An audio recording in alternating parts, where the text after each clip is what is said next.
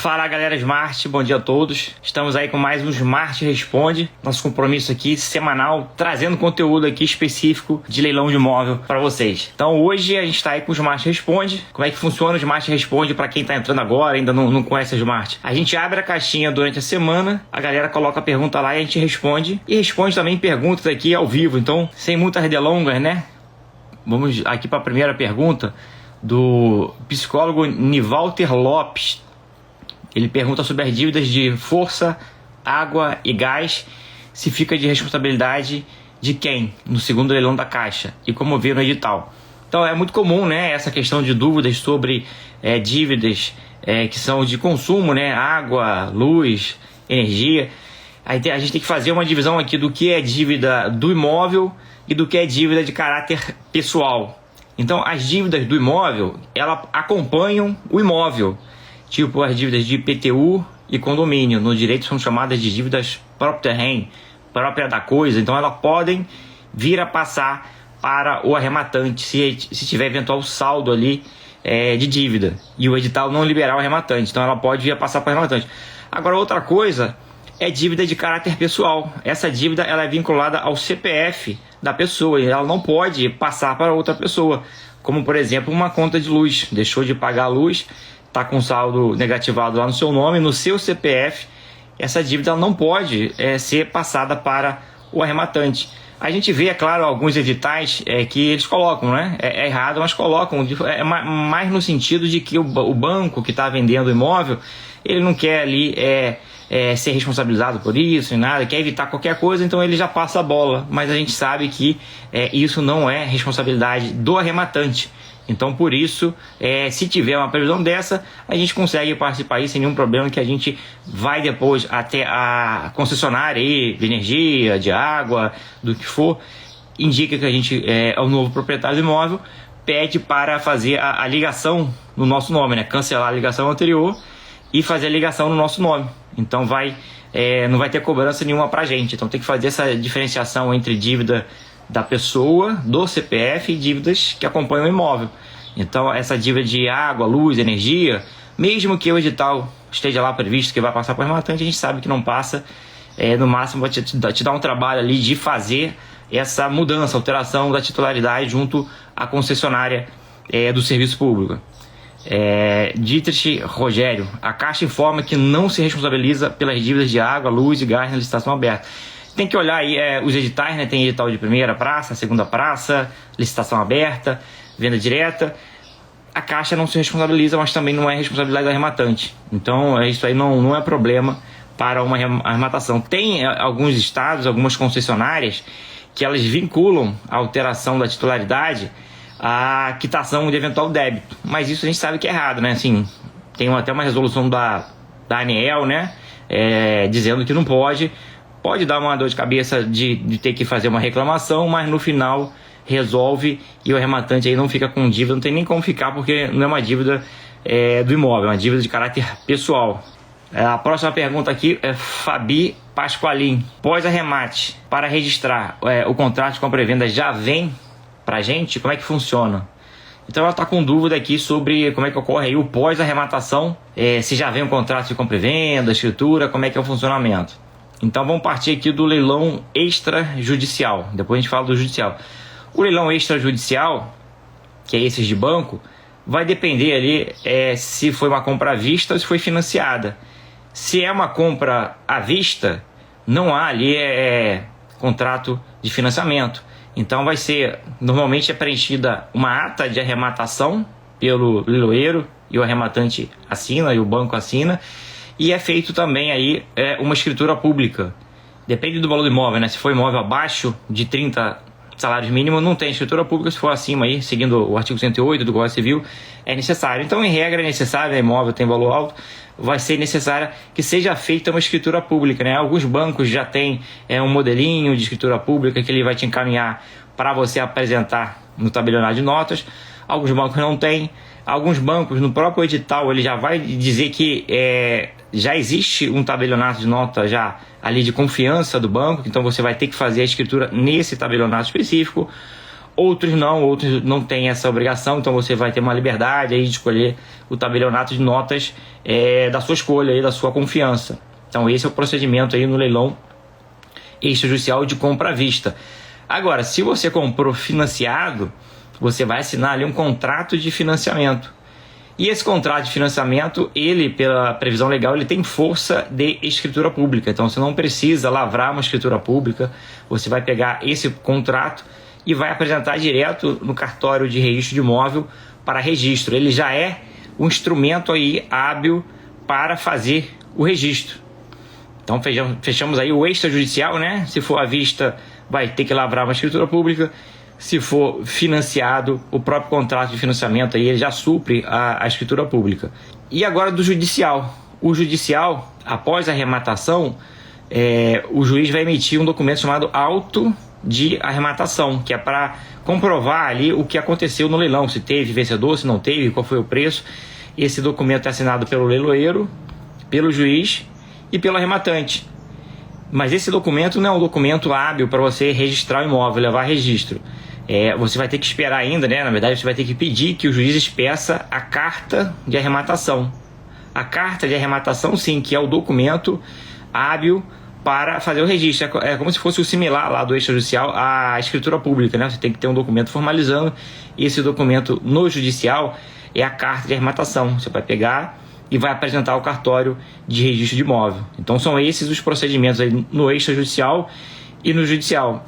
Logo após a arrematação e o pagamento da entrada, eu já posso iniciar o processo de desocupação com a notificação ou precisa sair o registro? Bom, boa pergunta. Muita gente acha que precisa necessariamente primeiro registrar o imóvel para poder depois iniciar os procedimentos aí de desocupação.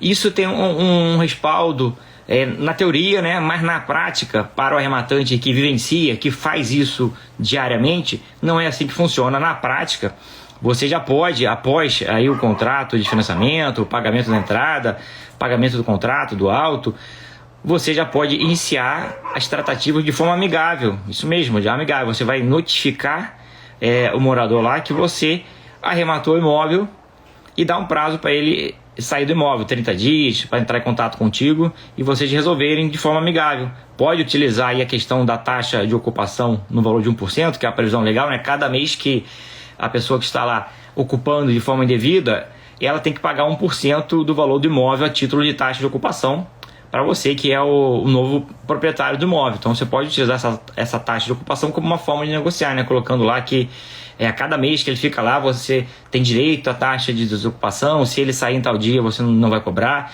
Então você usa isso mais no sentido de obter aí uma facilidade na negociação.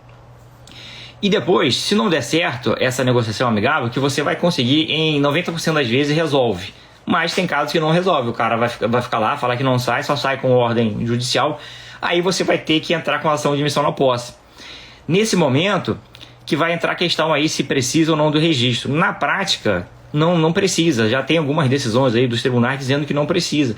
Então, o que a gente faz na prática? Apesar da teoria, se for seguir ali o redondo, o bonitinho ali, o que segue, né? Teria que ter o registro. Só com o registro você é dono, pode pleitear qualquer direito sobre posse.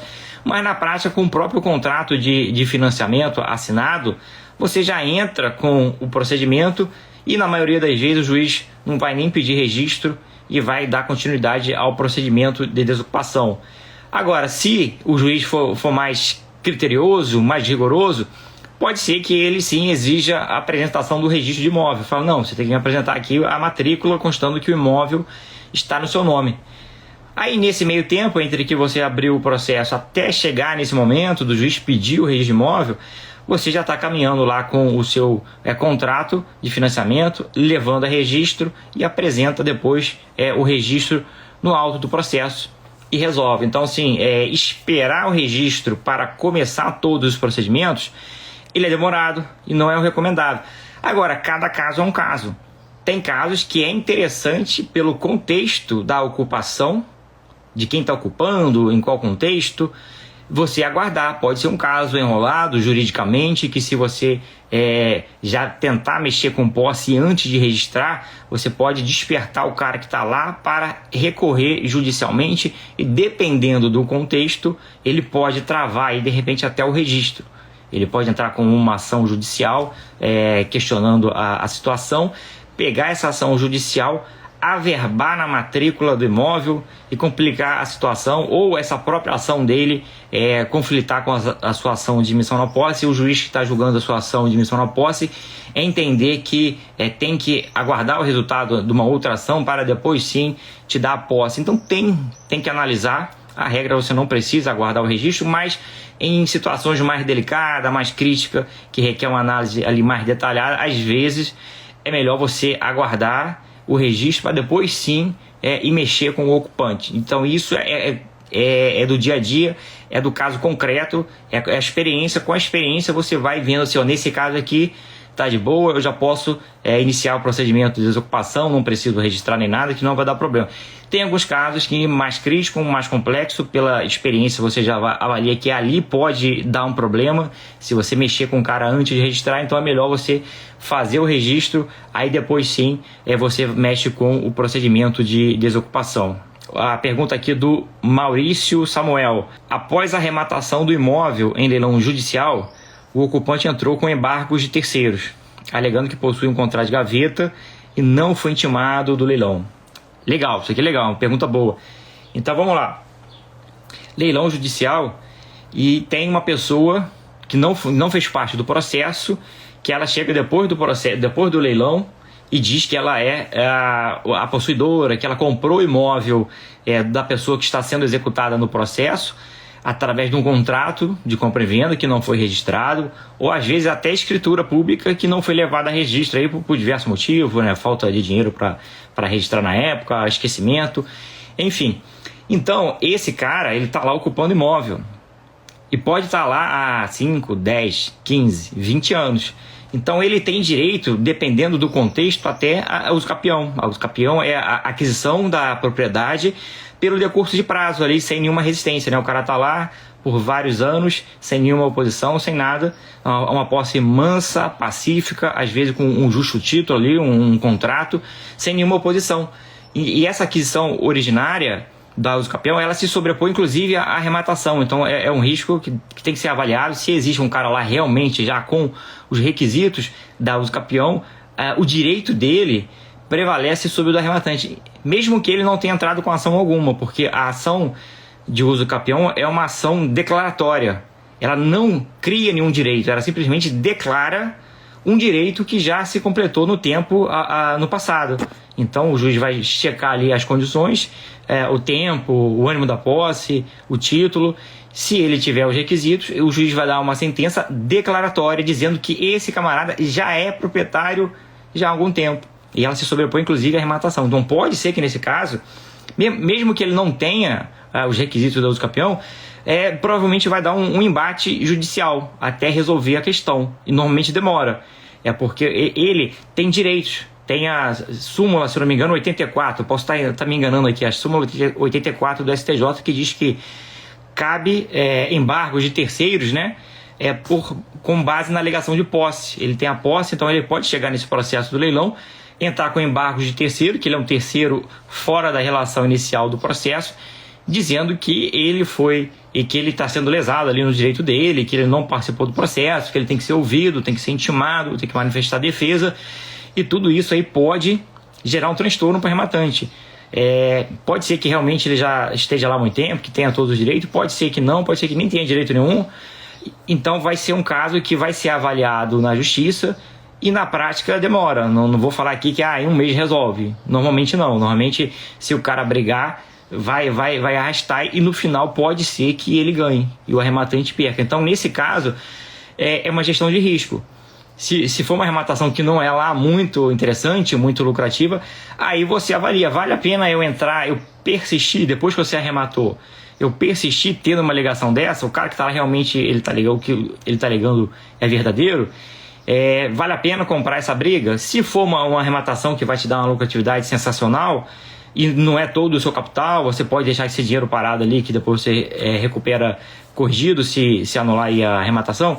Pode ser interessante você comprar essa briga e aguardar o resultado. Se for algo muito interessante, vou esperar um ano, mas sim, vai me dar aí mais de 80%, 90% no ano. Legal, interessante. Mas é um negócio que tá meia boca ali, tá no limite, tá dando 30% no ano. Vale a pena comprar uma briga nesse sentido de aguardar a decisão?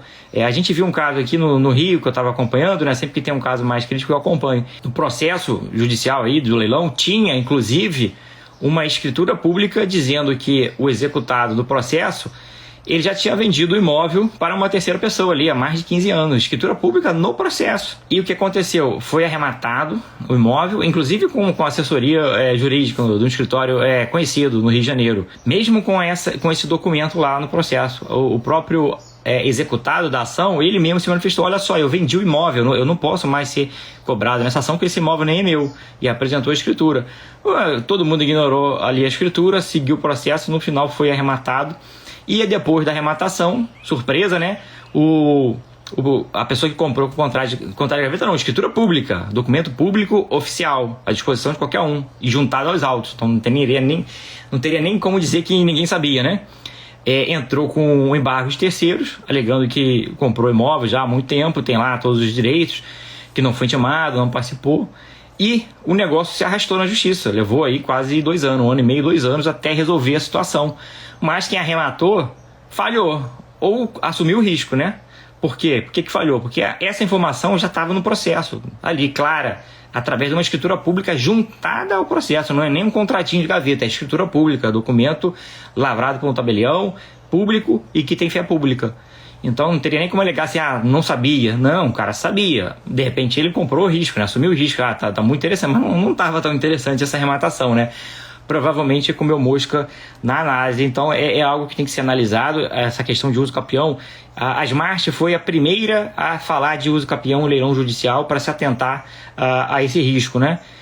Então tem que atentar, verificar aí se existe algum contexto desse. Boa pergunta aí essa questão. Kátia perguntando qual o tempo mínimo para uso capião nesse caso. Tem vários tipos de uso capião. Tem uso capião de 5 anos, uso capião de 10 anos, 15 anos. Então vai depender aí do contexto, se tem justo título, se tem boa-fé, se não tem, quais são os requisitos aí para a aquisição do uso capião, né? Zeta Bales. Bom dia, tentei fazer a inscrição para o último curso e não consegui. Gostaria de saber se ainda tem possibilidade. Não, Zeta, já encerramos as vagas segunda-feira. Fechamos aí as vagas da mentoria. Já tivemos, inclusive, na segunda-feira a primeira mentoria, 20 horas. Então, a gente tem 2 encontros na mentoria, né, semanais. Segunda-feira, 20 horas. Normalmente são 2 horas, 2 horas e meia de conteúdo. E na quinta-feira também, às 20 horas. Então, 2 encontros semanais aí de atividade de caso real que a gente participa aí dos leilões. Mas, infelizmente, já fechamos as vagas. Se tiver interesse, coloca o nome na lista de espera, né? 7 dígitos leilões. Perguntou, né? Leilões da Caixa, se a taxa extra de condomínio a Caixa Econômica Federal paga até a presente data. Legal, tá perguntando aqui sobre dívida de condomínio, se a Caixa ou outros bancos, né? Se eles pagam até a data do leilão. Então, a Caixa é meio que padronizado, né? Primeira e segunda praça, em regra, passa a bola aí da dívida de IPTU e condomínio para rematante e depois ali na venda direta ela mesmo paga.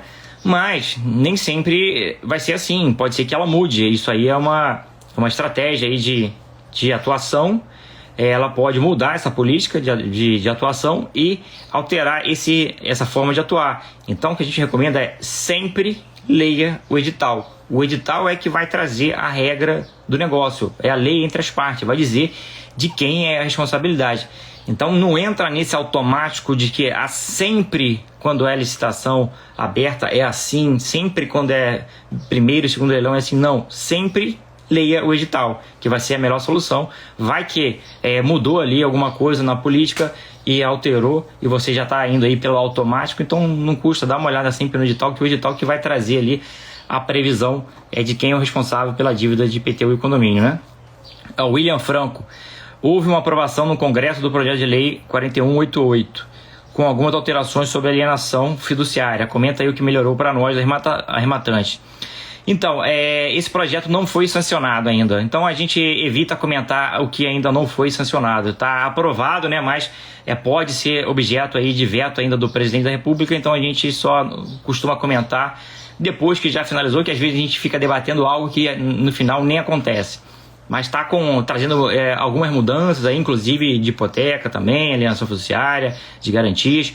Assim que realmente for ali sancionado pelo presidente, virar lei, efetivamente a gente vai sim aprofundar aqui e trazer as alterações que com toda certeza vai ter impacto aí pra gente, né?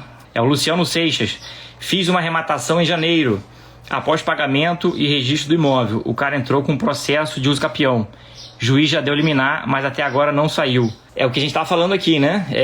Tem casos que pode já ter aí o direito ao uso capião. Essa liminar aí eu entendo que seja favorável, não sei se foi favorável a ele, né, ou a você, mas se ele realmente tem os requisitos, fica difícil reverter qualquer coisa, porque ele já tem um direito próprio ali, líquido, certo? Antes do arrematante. Então, se mesmo já com o registro, pode o registro sim vir a ser cancelado, tendo em vista que existe aí a ação de uso capião, se ele realmente comprovar e no final ele se sair vencedor, tiver lá o reconhecimento, né, da aquisição originária, o registro ele vai ser cancelado. Um dos riscos, né, que tem nesse caso de leilão judicial quando há uso capião. Então depois você comenta aí pra gente, Luciano, quando sair a decisão final, que a gente gosta de acompanhar esses casos, né? São casos raros, né? Mas acontece. Então é importante ver, é claro que o arrematante ele não vai ser prejudicado, ele vai depois ter o direito de evicção, mas vai dar dor de cabeça, né? Então é um procedimento burocrático e a gente vai acompanhar. Se tiver aí as informações, quiser passar para a gente lá no inbox, a gente sempre gosta de acompanhar esses casos aí mais críticos para saber como é que terminou aí no final, né?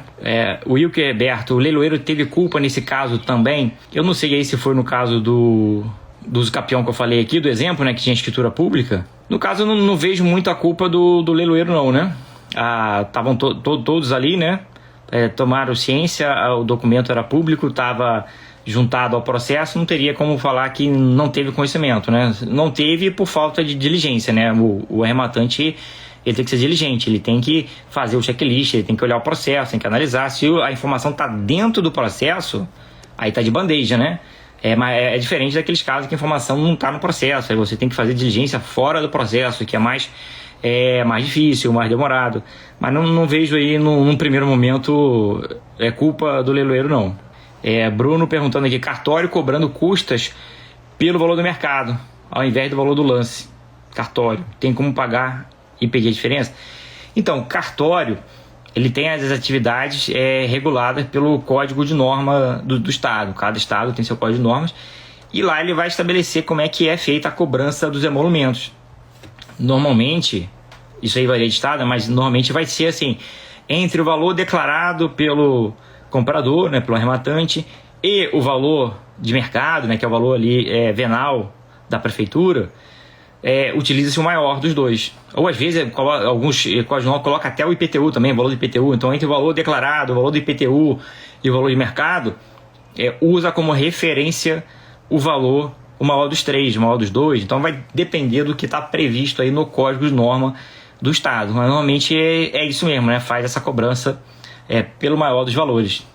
Então tem que avaliar, dar uma olhada no código de normas do estado, que rege as atividades extrajudiciais do registrador de imóvel, ver lá na parte de emolumentos como é que funciona aí. Se tiver alguma dúvida, pode questionar o cartório, que ele vai com certeza te responder por que fez esse enquadramento, né? Gabriel Brasil 84 perguntando aqui: penhora por dívida de condomínio em imóvel da venda direta, devo me preocupar? Então, isso é muito comum em venda direta, da Caixa, né, também, principalmente, que o cara está devendo o financiamento, o cara está devendo também o condomínio, então ele está devendo todo mundo. Então o que acontece aí? Pode ser que o condomínio tenha entrado com a ação de cobrança de condomínio e ele vai cobrar de quem? Ele vai cobrar de quem está ocupando o imóvel, que é o devedor fiduciante, não é o banco. O banco tem a propriedade de forma precária, resolúvel, né? Ao final do contrato, se o cara pagar tudo, o banco devolve a propriedade para o devedor fiduciante. Se o devedor fiduciante deixa de pagar no meio do caminho condomínio, o condomínio vai entrar com uma ação de cobrança e vai entrar contra quem? Vai entrar ali contra quem está ocupando o imóvel, que é o devedor fiduciante, não contra o banco. Então o que ele pode penhorar desse devedor? Ele pode penhorar o que o devedor tem, que é o quê? Direitos sobre esse contrato, não é aí a propriedade, só tem direitos, né? Ao final do contrato, se ele pagar tudo, ele vai ter a propriedade. Então tem esses direitos podem ser penhorados, não é a propriedade. Então o que ocorreria aí seria um leilão de direitos. Em paralelo, o cara deixou de pagar também as prestações aí do financiamento. Aí ele foi intimado para pagar, não pagou, o banco consolidou a propriedade. No momento que ele consolida a propriedade, aquela penhora lá de direitos, ela perde o objeto, porque o devedor ele não tem mais direito sobre aquele imóvel. Então o imóvel vai ser levado a leilão, o leilão de alienação fiduciária, leilão extrajudicial, e ao final quem arrematar vai arrematar aí o imóvel, né, do leilão da alienação fiduciária. Lá no leilão de condomínio, se alguém arrematar, se for um leilão antes, vai estar arrematando apenas direitos. E se arrematar depois que já consolidou a propriedade, esse direito aí não vale mais nada, né? Então toma cuidado de qual leilão você está participando. Se é o leilão de direitos, depois que consolidou a propriedade, aí em regra vai ser furada. Se é um leilão extrajudicial decorrente do contrato de financiamento, após consolidada a propriedade, aí tudo bem, aí você está adquirindo a propriedade, aquela penhora lá ela vai perder o efeito, ela não vai ter mais eficácia sobre o imóvel, simplesmente depois que você arrematou no leilão do banco, né, leilão judicial, você vai lá no processo de condomínio, avisa ao juiz lá que você arrematou e pede para ele dar baixa dessa penhora. O risco maior não é para quem está arrematando no leilão do financiamento, não, é para quem está arrematando no leilão de condomínio, que aí sim tem risco, né? Porque o cara está arrematando um direito que daqui a pouco pode não valer nada após a consolidação da propriedade. Então ter cuidado de qual leilão você está atuando, né? Bora lá, a próxima aqui, né? O Luciano falando aí do caso dele lá de uso capião, né? No meu caso foi uso capião especial urbano, 5 anos. Porém só completou os 5 anos em março, 2 meses após a minha compra. Aí tá favorável para você, né? Se o tempo de posse dele ali de 5 anos não estava completo no ato do registro, né? Aí tem que ver registro, né? O que transfere a propriedade é registro. No ato de registro, aí você está protegido, porque ele não tinha ali o lapso temporal de posse mansa, pacífica, com ânimo de dono. Então, se realmente foi isso, fica favorável para você, né? Agora, se antes da arrematação ele já tinha aí os 5 anos, aí fica difícil, né? Porque se ele tiver todos os requisitos, o requisito não é só tempo, né? Tem outros requisitos também. Se ele tiver todos os requisitos, aí ele já vai ter a propriedade aí por aquisição originária. Voltando aqui para a pergunta que foi feita durante a semana, a doutora Cristiane Cunha colocou aqui análise de documentos, genérico, né? Assim, entendo que quais são os documentos que a gente deva analisar antes de participar de uma arrematação. Então, são dois documentos importantes, né? Que não tem como você entrar no leilão sem olhar edital e sem olhar matrícula. Edital, é claro que você tem que ler todo o edital para saber toda a regra ali da licitação, né? Do leilão. Agora tem pontos muito importantes que não podem ser negligenciados de forma alguma. O primeiro deles é a responsabilidade pelas dívidas de IPTU e condomínio. Vai estar no edital, tem que estar. Se não tiver, está errado, você vai ter que questionar o leiloeiro. Então olha, leia com atenção, entenda bem quem é o responsável. Em alguns casos fica algo ali polêmico, em cima do muro. Então nesse caso você pode entrar em contato com o leiloeiro para sanar essa dúvida e participar já tomando conhecimento. Outra coisa importante, né, no edital é olhar as formas de pagamento, né? Pagamento à vista, pagamento financiado, aceita parcelamento. E outra coisa também importante é a cláusula de evicção. Evicção é quando a perda da propriedade com base numa decisão judicial em relação a um processo que já existia, já estava em andamento ali no ato da compra.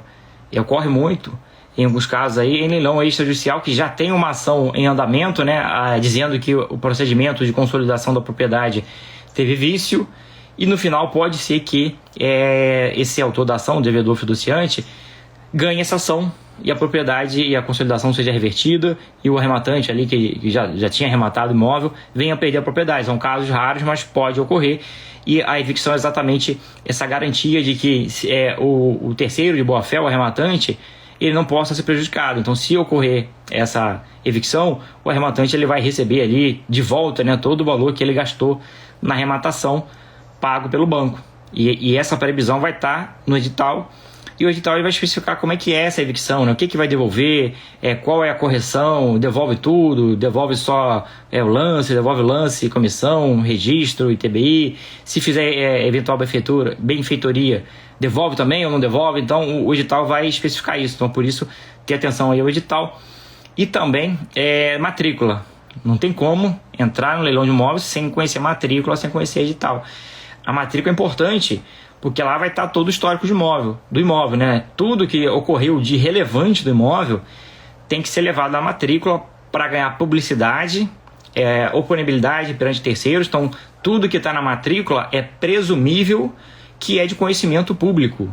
Então, tá lá, não tem como você falar, eu não sabia. Está na matrícula, não sabia porque você não foi diligente de pegar a matrícula e olhar.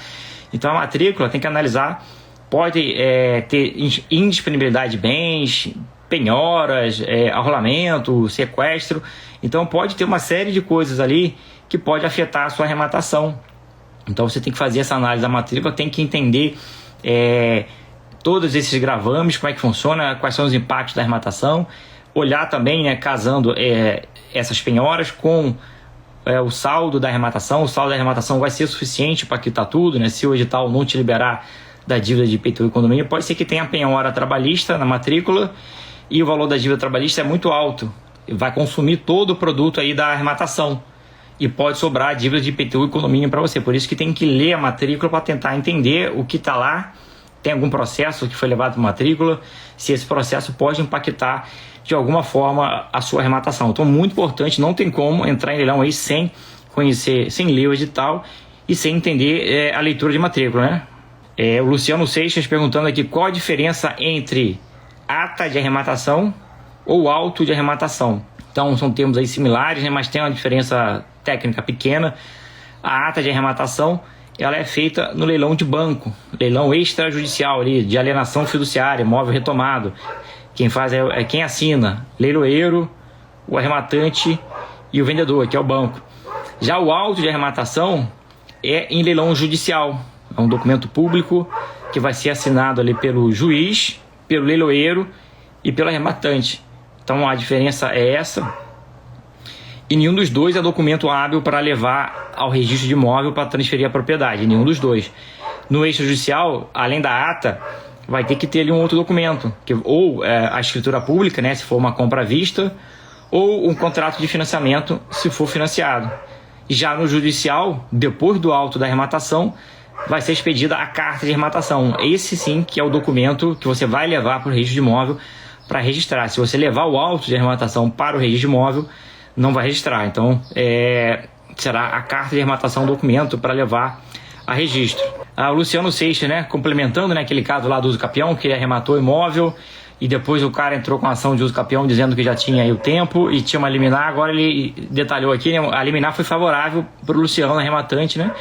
O juiz deu 60 dias úteis para a desocupação e prazo só completaria no mês de março. Ele deu entrada após a arrematação e ele foi informado sobre o leilão. Olha aí que legal. Então conseguiu, né? Resolveu, porque o antigo ocupante tinha lá talvez o contrato de gaveta, estava ocupando lá, mas não tinha os 5 anos na data aí da arrematação necessário para já ter o direito à aquisição originária.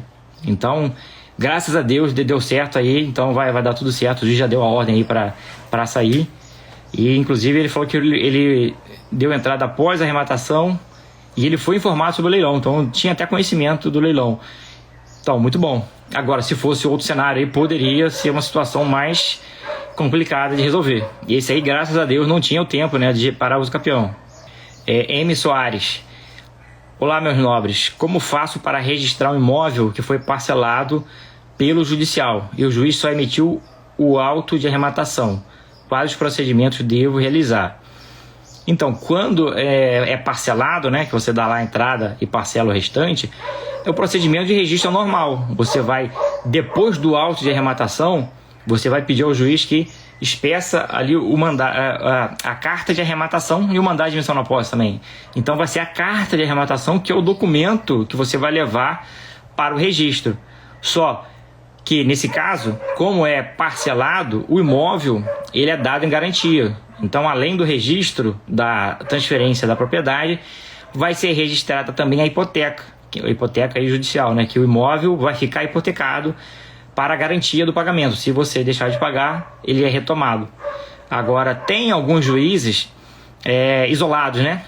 Que não emitem a carta até que seja pago aí o parcelamento, né? Não faz sentido algum, não tem lógica nenhuma, né? Mas assim, são casos raros e recorrendo dessa decisão, com certeza ela é revertida, não tem fundamento algum. Mas tem alguns juízes que fazem isso, né?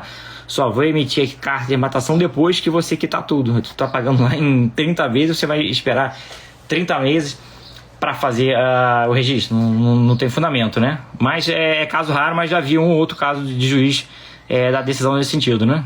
Dani perguntando aqui se a notificação para desocupar o imóvel é feita antes ou depois da assinatura do contrato com a Caixa. Então a gente recomenda aqui sempre só notificar depois que você já tem um documento hábil ali, formalizado, bonitinho. Antes, né? Arrematei, deu lance aqui, arrematei. Ainda não, né? Espera ter algo oficial ali que formaliza que realmente você arrematou, já deu a entrada, assinou um contrato. Espere pelo menos algo mais oficial antes de fazer essa aproximação com o devedor, né? Com o ocupante. Não pode, acabei de arrematar, já vou ligar pro camarada aqui dizendo para ele sair de lá, não. Espera aí uma assinatura do contrato, da ata de arrematação, do pagamento, da entrada, para ficar algo mais seguro, um direito realmente já iniciado, né? Não só uma expectativa ali, deu lance, não, espera sair o documento, né? Lélio Faria, indisponibilidade originária da Justiça do Trabalho, feita em imóvel financiado pela Caixa, que consolidou a propriedade e agora está leiloando o bem. Nesse caso, fica complicado para cancelar tal ônus? É o que eu falei lá, eu falei o exemplo desse, mas era uma dívida de condomínio. Mesma coisa, né? Como consolidou a propriedade, quem está arrematando aí em leilão do banco, leilão extrajudicial, não vai ter problema. O problema é quem está arrematando no outro lá, né? Mas se você está arrematando no leilão do banco extrajudicial, simplesmente depois você vai ter que dar baixa dessa indisponibilidade. Agora, pode ser que o registrador dê alguma pendência na hora de registrar a carta, porque tem a ordem de indisponibilidade. Aí, se ele der a pendência, tem um provimento do CNJ, o provimento 39, que estabelece o regramento de disponibilidade de bens. Então, o ideal nesse caso, para já chegar lá no cartório e não dar pendência, é você orientar o juiz, após a arrematação, no seu despacho lá que você vai pedir a expedição da carta, ajudar o juiz, que o juiz atende diversos tipos de demanda e não domina tudo. É claro que são pessoas competentes, mas é muita coisa que ele tem que julgar. E ele não conhece ali as especificidades de cada área. Então você orienta para ele, fala, olha, de acordo com o provimento 39, há uma ordem de indisponibilidade de bens na matrícula. Para que seja procedido o registro, tem que constar na carta que essa arrematação, ela se sobrepõe ali sobre a indisponibilidade de bens, né? Mas nesse caso aqui vai ser um leilão extrajudicial, né? Não vai ter nem juiz. Então pode ser que o registrador de dependência aí vai ter que ver de quem é a indisponibilidade, né? Eu estava considerando aqui judicial, né? Mas você vai estar arrematando no extrajudicial, no leilão aí da Caixa. E vai ter a indisponibilidade de bens da Justiça do Trabalho. Vai ter que entrar no processo do juiz lá e pedir para ele determinar a ordem de indisponibilidade. Pode ser que o registrador não registre sem a baixa da indisponibilidade, pode ser que ele registre, mas de qualquer forma você vai ter que baixar, porque com a indisponibilidade de bens vai dificultar a sua venda, não é que impede, mas dificulta. Quem vai comprar o imóvel vai olhar a matrícula, vai ver uma ordem de indisponibilidade, não vai entender que ela está ali, mas ela perdeu a eficácia. Então com certeza vai atrapalhar a sua venda. Se você for vender financiado, o banco provavelmente não vai aprovar, vai querer que baixe também. Então, de um jeito ou de outro, você vai ter que chegar lá no processo do juiz que determinou essa indisponibilidade e pedir que ele dê a ordem ali para o cartório baixar a indisponibilidade para poder fazer o registro e não atrapalhar a sua venda, né? A Eliane Pascoaletti, leilão de direitos, também, se não constar no edital, também não tem que assumir no judicial? Não entendi muito bem aqui a pergunta. Leilão de direitos, se não constar no edital, também não tem que assumir no judicial? Leilão de direitos, em regra, o arrematante ele vai assumir ali o saldo devedor do contrato de financiamento, né? Tem que ser penhorado os direitos, embora o STJ deu uma decisão recente que pode penhorar a própria propriedade. Mas assim, é uma decisão que carece de fundamento, né? E volta e meia o STJ se contradiz, né? Esse ano mesmo já tinha reforçado que não pode penhorar o imóvel, tem que penhorar direitos. Aí um mês depois diz que pode penhorar o próprio imóvel. Mas é uma decisão que eu vejo aí que no curto prazo ela vai ser revertida. Então trabalha sempre com a ideia aí de que o arrematante assume, né, o saldo devedor do contrato de financiamento, né? Orleans Consultoria. Quando não tem nada na matrícula sobre processos, já foi consolidada a propriedade para o banco, o imóvel foi a leilão, não consta nada no processo, também no edital, ainda assim precisa pesquisar? Sim, precisa, né? Infelizmente no Brasil precisa, né? Em que pese tem uma lei aí, 13097, artigo 54, que diga que para ser oposto ao adquirente, o gravame ali, a dívida tem que estar, a ação tem que estar averbada na matrícula. Na prática não é bem assim que funciona ainda, né? No futuro vai caminhar para isso, né? Para só valer aí contra o adquirente de boa fé o que realmente está na matrícula, publicizado, mas na prática a gente sabe que não é bem assim ainda, né? A gente vai caminhar para isso aí, com toda certeza, mas ainda não chegamos nesse nível. Então, requer prudência, cautela e diligência. Então, o que eu recomendo sempre na mentoria Smart: primeiro você vai olhar ali o processo, quando é judicial, né, que levou o imóvel ao leilão. Depois você vai olhar a matrícula, verificando se existe algum processo mencionado na matrícula, né, alguma penhora, algum outro gravame, indisponibilidade de bens, uma averbação premonitória só dizendo que tem uma ação. E depois disso, você ainda vai olhar e fazer pesquisas nos tribunais para verificar se existe alguma outra ação em andamento que não foi levada para a matrícula. Pode ser, nesse caso aí, já consolidou a propriedade, que não tenha nada na matrícula, mas tem uma ação ali judicial do devedor alegando que ele não foi intimado da data do leilão e não foi julgado ainda. E realmente ele possa não ter sido devidamente intimado. Então, assim, não dá para confiar só no edital, nem só na matrícula. Você vai ter que complementar com essa pesquisa aí de ações judiciais envolvendo ali o devedor, envolvendo o imóvel, para você ter certeza de que não tem mais nada que não está ali transparente. Que infelizmente acontece de ter ali alguma ação que não está na matrícula e ela pode impactar depois aí a sua rematação, né? Luiz Otávio, né? A partir do dia 10/10 foi anunciada a chegada da CCA Smart em todo o Brasil, certo? Você pode passar as atribuições desse serviço só para saber quais as providências devo tomar que não caibam a eles. Então, na semana que vem, a Smart já vai estar efetivamente atuando em todo o Brasil. É o único, né, credenciado, habilitado em todos os estados do Brasil. Então a gente vai prestar esse serviço e a gente vai fazer uma live específica aí dizendo como é que vai funcionar todo o passo a passo, todo o procedimento. Então vai ser uma live específica para isso. Não vou abordar aqui para não dar spoiler, mas fica atento aí que a gente vai fazer sim uma live detalhando aí todo o serviço que a gente vai começar a oferecer a partir da semana que vem. Fábio Paixão perguntando sobre a mentoria, se ainda tem vaga. Fábio, já fechamos as vagas na segunda-feira. Fechamos as vagas, as últimas vagas que a gente abriu na segunda-feira. Se tiver interesse, a gente ainda vai abrir uma última turma esse ano. Então, se habilita lá na lista de espera. Como pesquisar se existe ação judicial envolvendo ali o imóvel, o devedor, como fazemos essa consulta? Então, primeiramente, se tiver uma ação que envolva especificamente o imóvel, então essa ação ela vai ser distribuída na localidade ali, na comarca, no foro da localidade do imóvel. Então você vai procurar ação no Tribunal de Justiça do Estado desse imóvel. Agora, por exemplo, se for um leilão da Caixa, aí é na Justiça Federal, né, tendo vista a Caixa que está aí no polo passivo. Então, fazer essa consulta ou no Tribunal de Justiça do Estado ou no Tribunal aí, da região, se for da Caixa Econômica Federal, Tribunal de Justiça da Justiça Federal. Agora, sempre bom complementar com outras ações em outros estados, mas você não vai entrar em todos os 27 tribunais de justiça, vai ficar catando um a um. Tem outros sites de busca que consolida isso aí, né? A Justiça Brasil, o Escavador. Então, eu sempre complemento aí com busca nesses sites. Eu foco a busca ali no estado do imóvel e também pesquiso também em outros sites agregadores que eles fazem uma varredura aí nos demais tribunais aí para não deixar passar nada, né? Quem não é de Martano vai poder usar o CCA Smart? Spoiler já. Isso aí eu não vou responder agora não. Vai ficar para a semana que vem. A gente vai fazer aí uma live específica sobre isso, que a gente vai detalhar tudo. Galera, vou abrir aqui. Quem quiser entrar ao vivo, chama aqui no maisinho para entrar aqui ao vivo e tirar alguma dúvida. Bom dia, Eliane. Tudo bem? Oi, bom dia! Tudo bom? Tudo jóia. Obrigada. Eu acabei de acordar, não repara. Acordou aí já assistindo a Smart, né? Tem alguma Muito pergunta prazer. específica? Prazer imenso. Tem alguma pergunta específica de leilão?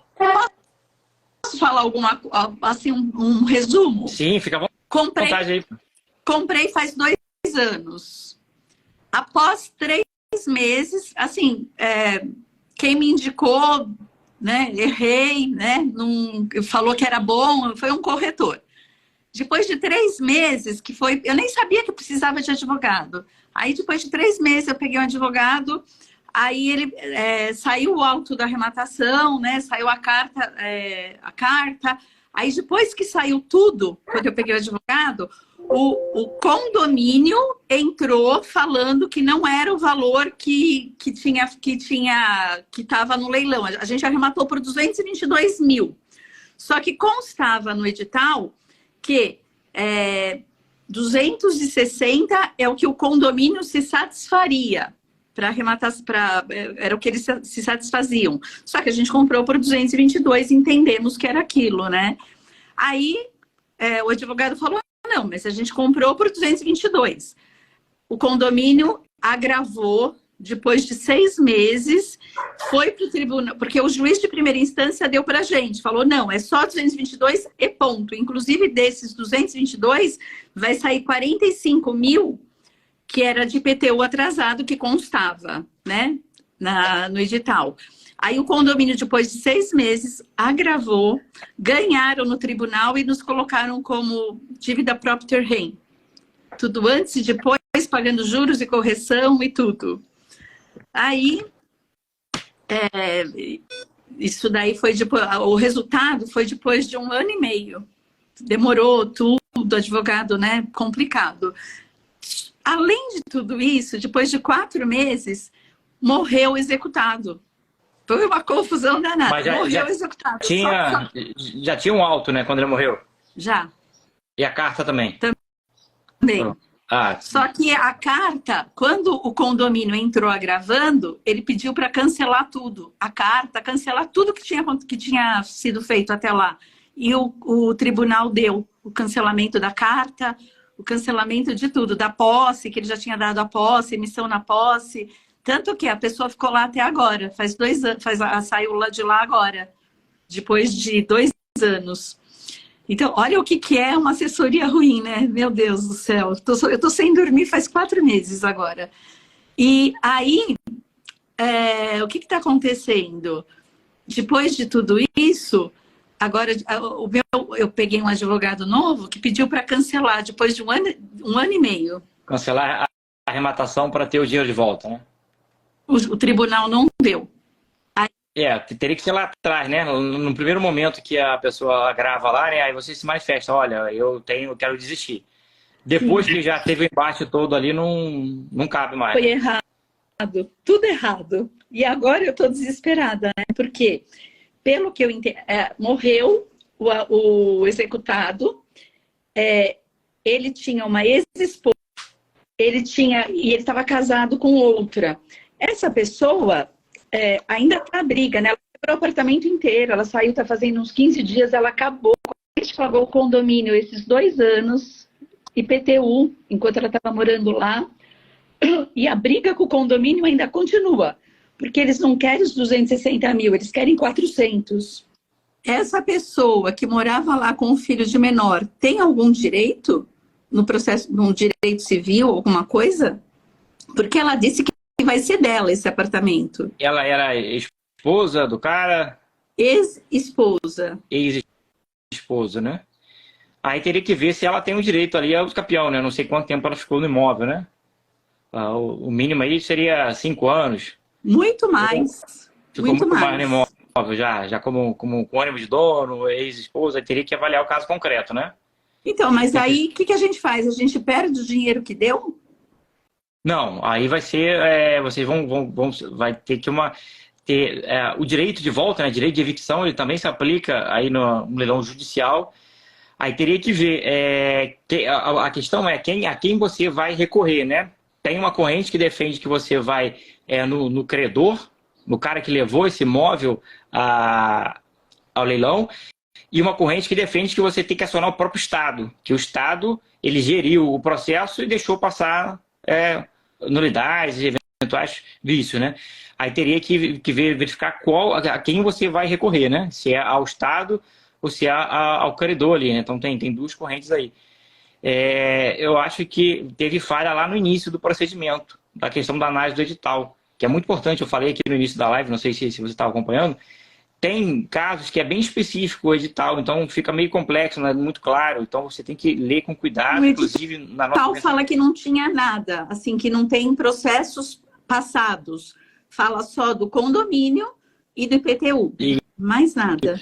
Mas do condomínio ele falava que liberava o arrematante da dívida, de eventual dívida? Não. No condomínio deu para entender que era 260 mil mesmo. Na hora que eu li direitinho, eu nem sei porque meu advogado cancelou, porque eu estava pedindo para ele não cancelar, porque eu entendi mesmo que era 260 mil. Agora, sobre essa mulher que morava lá, aí não, fala que não existe processo nenhum anterior. Se nesse caso específico aí, né, o edital já falava da dívida e não liberava o arrematante, aí realmente não há o que fazer, né? O edital está claro, avisou da dívida, não liberou o arrematante, então tem decisão da CJ nesse sentido. Olha, o edital citou a dívida, 260 mil, mas não liberou o arrematante expressamente. Olha, o arrematante está liberado expressamente, que não foi o caso. Então, realmente, mesmo que você tenha pago aí 220, o restante é responsabilidade da arrematante. Então, eu até entendi, tanto que eu já depositei, já tem 310 mil no processo, eu já paguei 40 mil das dívidas dela para o condomínio, eu paguei até direto, só que eles ainda querem mais 100 mil, não sei de onde. Eles estão cobrando juros moratórios. Mas 75 mil de juros, eu não sei se isso é devido ou não. Não, é devido, né? Essa assessoria aí foi remunerada, porque se alguém te prestou assessoria e te colocou nessa enrascada, ela tem uma responsabilidade civil por isso, né? Então, você pode acionar essa pessoa. Sim. O cara está prestando um serviço. Foi remunerado e não fez o serviço que deveria. Não entregou o produto que ele se comprometeu. Ele te colocou, a não ser que ele tenha te orientado e falado, olha, existe isso aqui, você vai assumir a dívida. Isso é uma coisa. Agora, se ele não falou nada, se ele criou a expectativa ali para você que seria só os 220 e acabou, ele falhou na prestação de serviço e pode ser acionado aí para responder aí civilmente por não ter prestado o serviço, né? Então, os juros moratórios, eu já até paguei, né? Já tá lá, paguei não, né? Tá no processo. Os juros moratórios é devido sobre o valor total ou sobre só a diferença dos 260 para os 222? Porque os 222 eu paguei direitinho, entendeu? Se você pagou lá na época certa 222...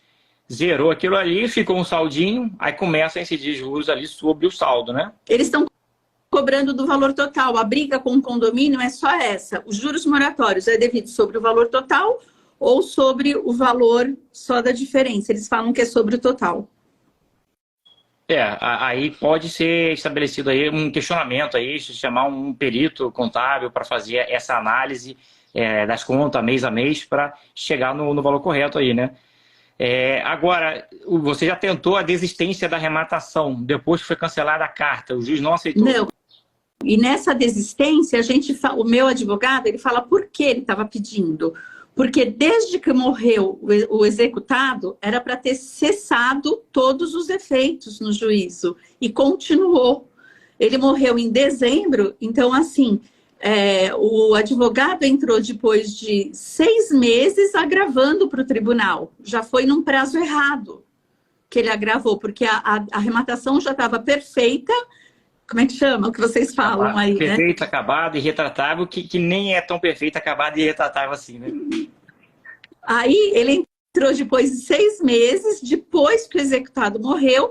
Então ele entrou pedindo cancelamento por isso, e também ele entrou errado, falando que ele queria pagar 222, e não era, estava muito claro que era 260 no edital, entendeu?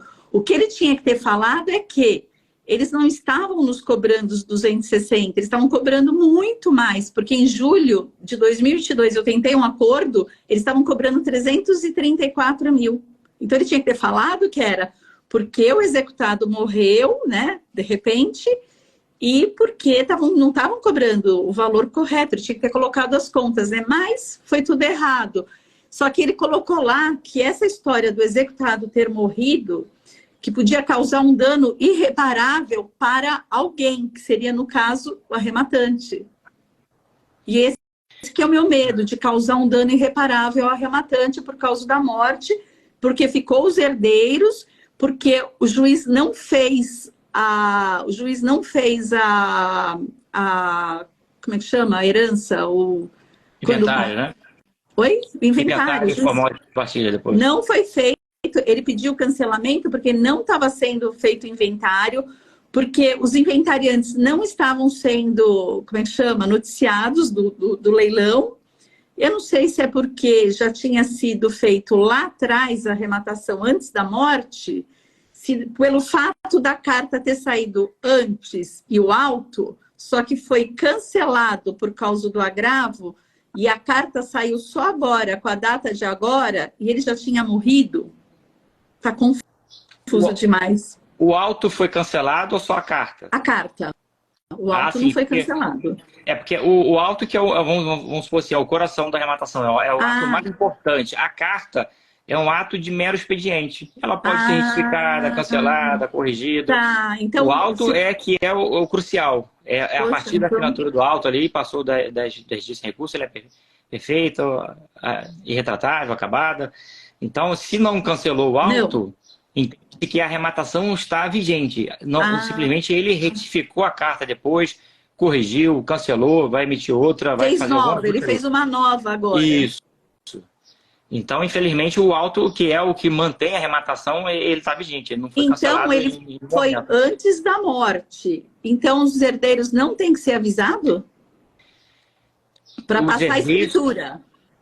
Vamos lá, os herdeiros, quando há uma morte ali de uma parte no processo, eles têm que ser intimados para ocorrer a sucessão processual ali do polo passivo, né? Trocar, tirar o detentor que é falecido, colocar o espólio, de repente nomear um inventariante para dar continuidade no procedimento, para evitar nulidade. Não foi feito nem sempre, nem sempre os juízes dão nulidade no procedimento por ausência disso, né?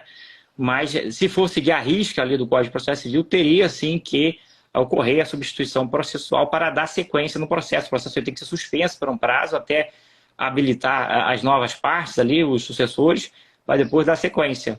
Mas na prática, às vezes não acontece, né? Mas e agora? Eu fiz a escritura, entendeu? Esse é meu medo. Escritura no judicial, não entendi, que normalmente você vai pegar a carta de arrematação e vai registrar, né? Fez o registro? Quando eu levei para o registro, eles fizeram uma exigência. Aí, continuidade. Eles falaram da continuidade. Aí eles deram duas opções para mim. Ou você faz assim, ou assado. Eu fiz no assado. Que é assim. Eles falaram para mim procurar a construtora, dava o nome, e passar direto da construtora para o arrematante. Isso é o registro de imóveis. E que a pessoa tinha que fazer o escrever. Isso. Acho que falei um pouquinho aqui, mas eu acho que eu entendi. Pelo que eu entendi aí, tinha uma construtora que vendeu para esse camarada, provavelmente ele não registrou, né? Que ele está sendo executado agora, então seria um leilão de direitos, que já é complexo, né? Leilão de direitos, né? Não é leilão da propriedade. Para o leilão de direito, na hora que você vai registrar, o registrador de imóvel vai fazer um controle lá se o executado do processo é o proprietário da matrícula. E não é, porque o proprietário da matrícula é a construtora e quem está no processo é o executado. Então, leilão de direito já tem esse óbice da continuidade, que tem que atender o princípio da continuidade. Então, uma das saídas é essa, né? A própria construtora passar a escritura direto para o arrematante. A outra saída, se fosse, por exemplo, estados que consideram que é aquisição originária, Rio de Janeiro, por exemplo, o juiz falar que é aquisição originária e mandar registrar. Aí não precisa atender o princípio da continuidade, mas não sei se foi São Paulo, depende de qual estado é, de qual entendimento que tem. Então, tem que atender a continuidade, aí tem que lavrar a escritura, né, da construtora para você, para registrar, né?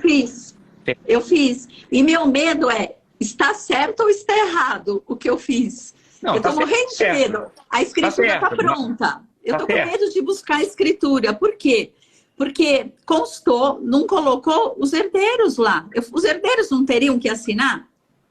Não, porque eles estão perdendo direito já está sendo uma venda aí a parte do leilão, né? O juiz chegou a se manifestar sobre essa forma de resolução via escritura? Foi pedido ao juiz? Não, então. O que está sendo feito aí é um ajuste extra-processo, via tabelionato aí de notas que lavou a escritura. O ideal é que o juiz avalizasse essa transação, que fosse peticionado no processo. Olha, juiz, tentei registrar, o juiz deu óbice. Pode determinar que seja feita uma escritura pública, tendo a construtora transferido para mim, para eu registrar o imóvel. Aí você garantia o seu registro 100% com o aval do juiz no processo. E agora? Agora tem a escritura e você quer ficar com o imóvel e já está numa situação que eu registraria. Estou com medo de pegar a escritura. Eu falei, será que eu fiz certo? Porque tem os herdeiros. Aí eu perguntei para o escrevente, ele não está me respondendo. Eu falei, já está registrado lá. Só que eu estou com medo de pegar a escritura registrada, porque eu mandei uma mensagem, eu fiquei pensando, eu falei, será que os herdeiros não teriam que assinar? Porque passou direto. A construtora estava quitado. Não sei nem por que foi de direito se estava quitado. Só não tinha sido passado. Estava quitado. Aí passou da construtora para o arrematante. E citou que veio de um leilão. Mas não colocou o nome do executado que morreu. Aí eu fico pensando, quando o cara morre, pode passar uma escritura? Se tivesse o inventariante passando a escritura, né? Nesse caso aí, o perfeito, o ideal, era ter o aval do juiz. Aí foi oficializado pelo juiz, apesar de ser um ato à parte, extra-processual, foi com uma ordem do juiz. Aí você pode ter duas decisões aí, né? Ou pegar a escritura e registrar, vou registrar logo para garantir, e depois eu já tenho mais argumento para me defender, e chega no processo depois e pede o juiz para homologar, informa que já foi feito. Ou, antes de registrar, chega no processo, peticiona informando o juiz a dificuldade, o óbice, e que ele determine que seja feita a escritura pública, ou que você vai fazer a escritura pública. Informa, ele dando o aval, aí você chega e registra. E agora, leva o juiz e mostro a escritura, falo, cancelo a escritura, tá certo, tá errado? O que eu faço? Só o registro em si, da escritura, não garante 100% da questão judicial, porque é como se fosse uma compra à parte entre particular, oficialmente. Então, e esse não teve medo, porque tá cheio de dívida, a construtora tá cheia de dívida, se não vai ser mais de leilão, eu posso arcar com todas as dívidas? Oficialmente o que vai estar lá na matrícula vai ser uma escritura que é uma compra e venda comum, não foi um leilão judicial. O que eu faço? Eu quero cancelar isso. O ideal seria previamente já ter acionado o juiz para o juiz determinar. Seria um ato com ordem judicial. E levar essa questão para o juiz decidir, para o juiz dar a ordem, e depois que você faz, aí foi cumprindo a ordem judicial. Aí faz parte do procedimento judicial, está protegido ali pela decisão e agora? Do juiz. E seria, inclusive, mais forte a sua defesa, tendo visto uma aquisição em leilão, que é mais forte de uma aquisição via compra e venda comum. De repente, os compradores, os executados, os herdeiros podem alegar, inclusive, uma fraude. A construtora vendeu o mesmo imóvel 2 vezes. Então, eu acho que o ideal é pegar uma decisão lá do juiz mesmo, recorrer ao juiz primeiro para tentar formalizar, avalizar, dar mais segurança via o processo. Fica mais seguro do que simplesmente um ato que foi feito fora do procedimento, o juiz não está nem sabendo de nada, depois pode chegar lá o herdeiro e falar, olha, foi uma fraude de execução. A construtora vendeu para o meu pai e depois vendeu para outra pessoa, vendeu o mesmo imóvel 2 vezes, só que as pessoas registrou, pode gerar um embate aí. É claro que o dono é quem registra. Como que o registro pede para mim fazer isso? O registro de imóveis pediu para mim fazer isso? Ele deve ter orientado, dado as possibilidades, né? Mas assim... ele deu duas possibilidades. Ou você faz assim, ou você faz assim. Assim é até melhor, que você não vai precisar nem pagar a segunda... Tá escrito lá. Não vai precisar pagar o ITBI. ITBI. Normalmente quem tá dando suporte ali talvez não tenha todo o Aí eu liguei, né? eu cheguei até a ligar no registro e tinha me falado que era fraude. Aí eu liguei e falei com o rapaz do registro. Eu falei, isso que você está me pedindo não é fraude? Aí ele falou, como fraude? Seu filho não comprou no leilão? Então não é fraude, ele falou. Não é fraude, assim, você consegue justificar depois, mas assim, dar pano para manga, né? Dar munição para o executado lá, os herdeiros, se quiserem alegar alguma coisa. Eu acho que o ideal aí é tentar colocar essa escritura dentro do processo. E um aval do juiz lá dentro, mencionar que você lavrou a escritura, seguindo a ordem orientação do E agora está na dúvida se foi correto ou não. E se há algum óbice para levar registro. Aí se o juiz falar que não... Já está no registro, já registrei. Já registrou a escritura? Porque eu pedi para... Agora é só informar o juiz, né?